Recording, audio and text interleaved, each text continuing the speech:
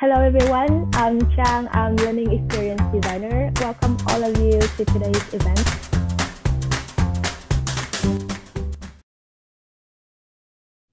All right, so we talked about relatedness, autonomy, and now let's talk about competence.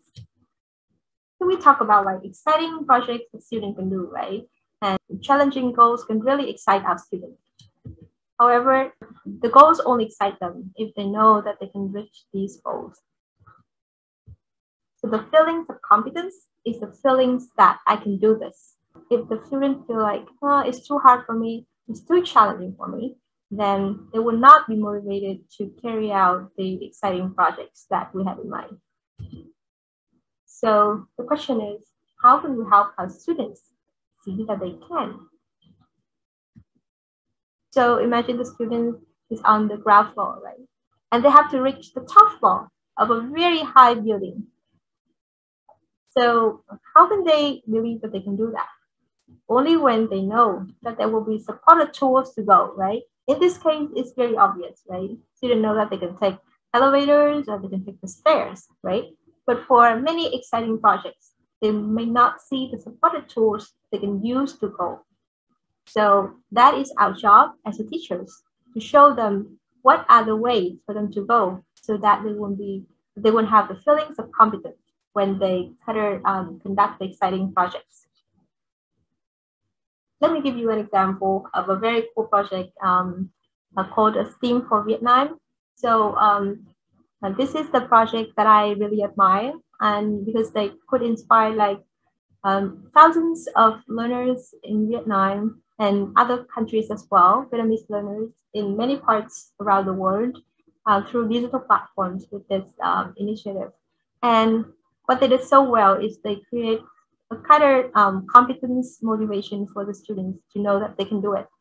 And one of the courses that I know about is the course that teaches the students about computational thinking. In that course, they excite the students that everyone can code their own games. So like being able to code our own games is very exciting, right? But many students will feel like, it's too hard for me. I cannot do it. So how STEAM for Vietnam actually helps students see that they can do it.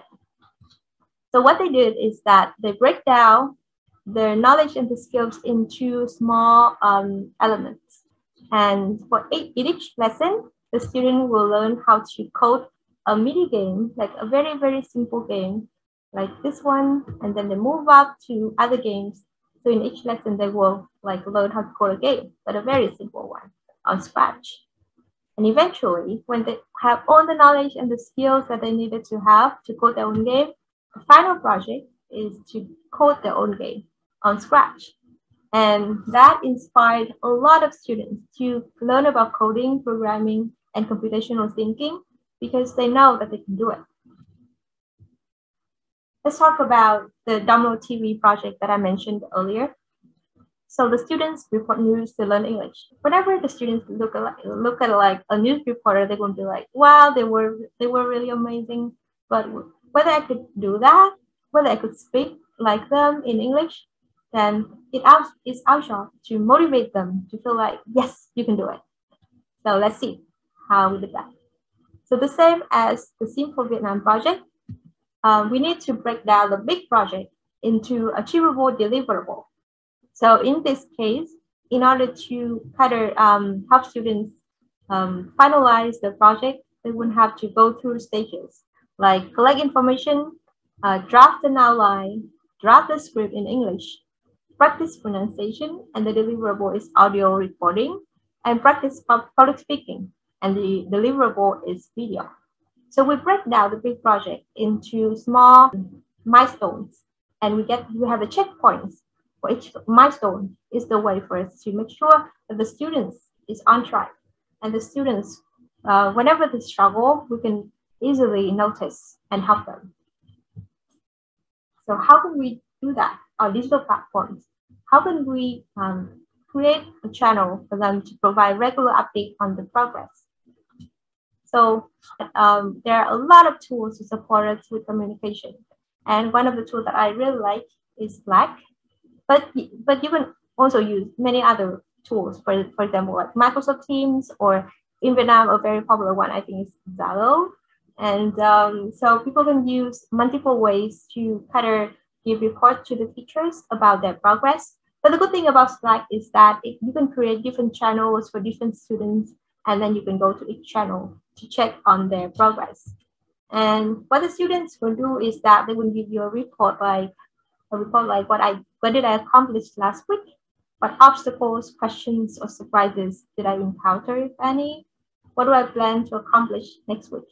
And I think another way, which is way better, is to have meetings with them, regular meetings with them, where you can track their progress. But if you don't have time, then the communication platform like this one can help you a lot. So that way, you can provide just-in-time support and feedback to the student. Be careful. Not all the support and feedback can create competence motivation for students. Only positive feedback can lead to the feelings of competence in the students. Well, what is positive feedback? Doesn't mean that we only talk about good things. Cha said that we talk about how to improve in positive way.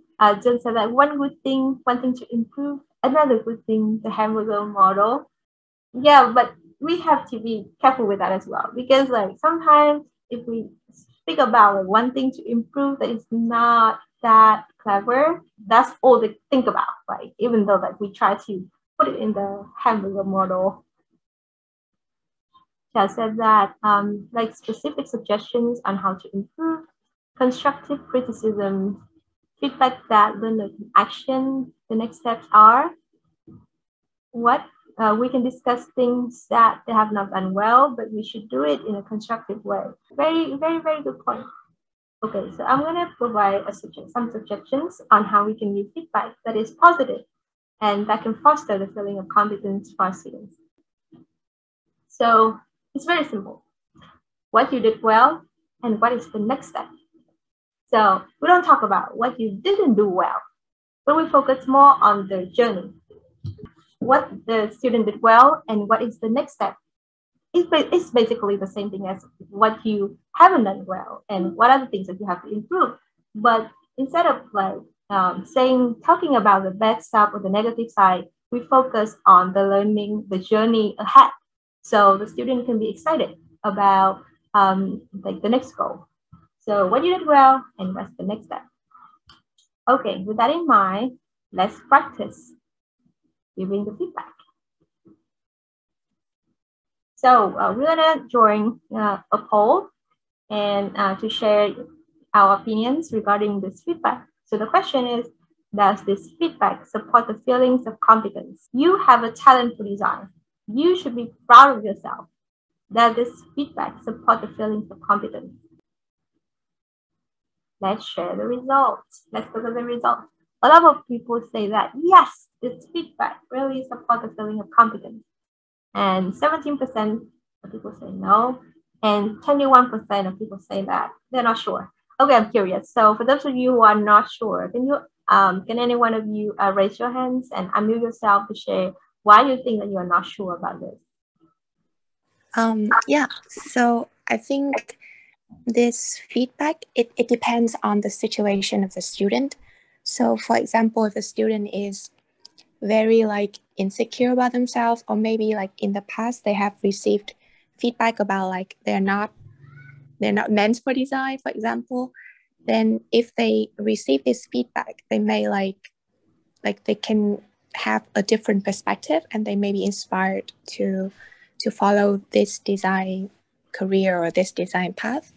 But in another case, if a student like constantly receives feedback and good feedback like, oh, you're so amazing, they're so good, then this feedback may not be as effective, because like they may think that people just sugarcoat, people like overestimate them, and there's no specific actions they could take to further develop that. So they don't know if this feedback is really sincere or it's just like politeness or courtesy. Yeah, thank you for your sharing. Yeah, that's absolutely right. So so remember that the feelings of competence is the feeling that I can do this. And I can do what? I can do this exciting project, right?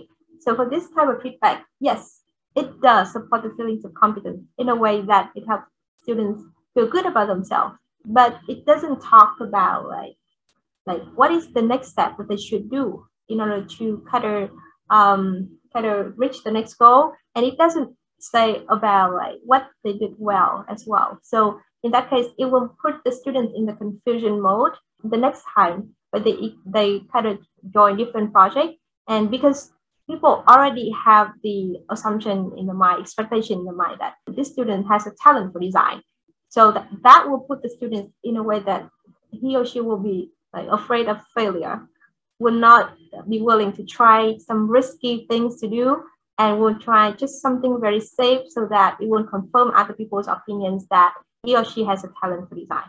And that is not really good for the students' development, right? So instead of just saying that you have a talent for something, we should be specific about what the students did well. Like, for example, you did a great job with the website. It's very user-friendly, something like that. So the student would know that what they did well, not just that they have a talent for something. Like they will be motivated, and at the same time, they will know that there are other areas that they can improve. Before we move to the next one, I would like to share a multimedia learning principle as well, and it's called feedback principle. People learn better from multimedia lessons when they receive explanative feedback on their performance. And in that case, that the student would like to know what they did well, not just have like receive a feedback about the talent, the general comment about their talent. Okay, the next point is the website is user-friendly, but it's a bit childish. We also have to comment about what the students didn't do well, right? So that they will know what they should focus next. So what do you think? Okay, I'm going to end the poll in 3, 2, 1, end the poll. All right, let's share the results. So we can see that like a lot of people say no, but there are still people who say yes. They support the feelings of competence. So does this feedback support the feelings of competence? Yeah, the answer is no, right? It's a little bit childish. It sounds very negative to me. I don't know about your feelings. And yeah, and Eddie is right, especially for primary school students. They will not be happy when they receive this feedback because it's kind of harsh to them. So and this one is not a positive feedback. So try to avoid very negative words to describe the student's work. For example, like childish is very negative. So how could we improve this then? Good job. The website is user-friendly. The next step is to make it more professional in terms of typography, and you will have a great design for the website. This is just a suggestion for adult learners, not for kids, okay? Because it has like professional language like typography and stuff. But like this is how we can make the feedback more positive. The next step is to make it more professional in terms of typography. It's very specific, right? They will not feel bad about themselves because they know that the website is very user-friendly already, and they just focus on the next step to make it even better. So it doesn't say that what they did now is terrible. It just say that the next step is to make it even better. Okay, and remember that in this sentence, there's also a goal for them to remember great design for the website. They will know that they are on the path to do something, to be able to create something really amazing. They just need the next step in order to get that. So that is how we can create very positive feedback for them. All right, so just to summarize a little bit regarding the feedback, remember that positive feedback can support the feelings of competence, and we should focus on what the student did well and what's the next step for them to achieve their goal that they had in their mind. So today I have to share with you a very, very powerful theory in motivation. It's called self-determination theory. It includes relatedness, autonomy, and competence. And when we apply this theory to digital learning environment, remember to utilize the tools, as well as remember about the students' habits and experience on digital platforms. I know that when you apply this, it will be very hard at first. Motivating students is not an easy job, but I think that as long as you keep exploring creative ways, creative solutions to motivate your students, you can do it. And I'm always here to support you. So if you need any advice and any suggestions, feel free to contact me so that we can continue our conversation via other platforms. Thank you very much for joining this workshop. And I think that we will have a wonderful learning journey together if we continue to share our methods and experience with each other. Thank you.